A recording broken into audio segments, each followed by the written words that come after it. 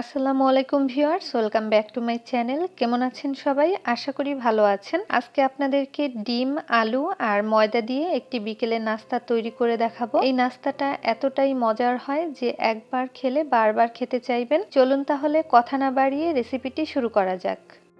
প্রথমেই একটা বাটিতে আমি 1 কাপ পরিমাণ ময়দা নিয়ে নিলাম। দিয়ে দিচ্ছি হাফ চা চামচ লবণ আর 1 টেবিল চামচ পরিমাণ তেল। এখন লবণ আর তেলটা ময়দার সাথে খুব ভালোভাবে মিশিয়ে নিচ্ছি। একটু হাত দিয়ে ডলে ডলে তেলটা ভালোভাবে ময়দার সাথে মিশিয়ে দিতে হবে। তেলটা ভালোভাবে মিশে গেছে। এখন আমি অল্প অল্প পানি দিয়ে একটা ডো তৈরি করে নিব। একবারে বেশি পানি দিব না, তাহলে কিন্তু পাতলা হয়ে যেতে পারে। তাই অল্প অল্প পানি দিয়ে একটা ডো তৈরি করে নিচ্ছি। ডোটা তৈরি করা হয়ে গেছে। এখন সামান্য একটু তেল মেখে নিব। এখন ঢাকনা দিয়ে ঢেকে 15 মিনিট একটা সাইডে রেখে দিব। এরপর বড় সাইজের 2টি আলু সিদ্ধ করে গ্রেটার দিয়ে গ্রেট করে নিয়েছিলাম আর নিয়েছি একটা সিদ্ধ ডিম। এই ডিমটাও আমি গ্রেটারের সাহায্যে গ্রেট করে নিচ্ছি। গ্রেট করে নেওয়া হয়ে গেলে আমি বাকি সব উপকরণগুলো দিয়ে দিব। প্রথমেই আমি দিয়ে দিচ্ছি পেঁয়াজ কুচি 3 টেবিল চামচ পরিমাণ, কাঁচামরিচ কুচি দিয়ে দিচ্ছি 1 টেবিল চামচ পরিমাণ। ঝালটা আপনারা আপনাদের টেস্ট অনুযায়ী দিয়ে নেবেন। চাট মশলা দিয়ে দিচ্ছি হাফ টেবিল চামচ পরিমাণ আর লবণ দিয়ে দিব সামান্য একটু। যেহেতু চাট মশলায় লবণ থাকে তাই লবণটা একটু কমই দিয়েছি। এখন সবকিছু ভালোভাবে মেখে নিচ্ছি আর একদম ভর্তা করা যাবে না, যেন এরকম আস্ত থাকে সেভাবে করেই কিন্তু মেখে নিতে হবে। তো পুরটা কিন্তু রেডি হয়ে গেছে। আমি এবার এই পুরটা একটা সাইড করে রেখে দিচ্ছি।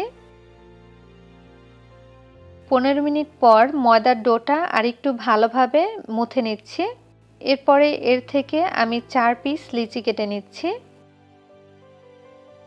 এখন একটা লিচি দিয়ে রুটি বেলে নিব আর বাকিগুলো ঢাকনা দিয়ে ঢেকে একটা সাইডে রেখে দিব। এখন একটা রুটি বেলে নিব। সামান্য একটু ময়দা ছিটিয়ে দিলাম যেন রুটি বেলতে সুবিধা হয়। এই রুটিটা আমি বড় আর পাতলা করে বেলে নিব। অবশ্যই রুটিটা কিন্তু পাতলা করে বেলে নিতে হবে।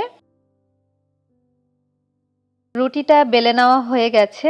এখন আমি এই রুটির মাঝে আগে থেকে যেই পুরটা রেডি করে রেখেছিলাম সেই আলুর পুরটা এই রুটির মাঝে দিয়ে দিচ্ছি।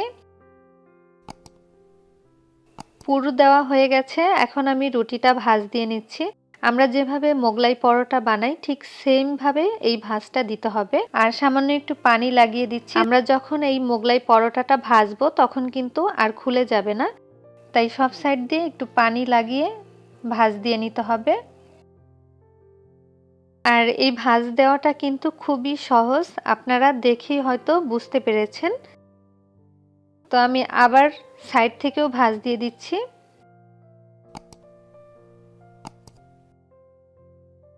ভাঁজ করে নেওয়া হয়ে গেছে।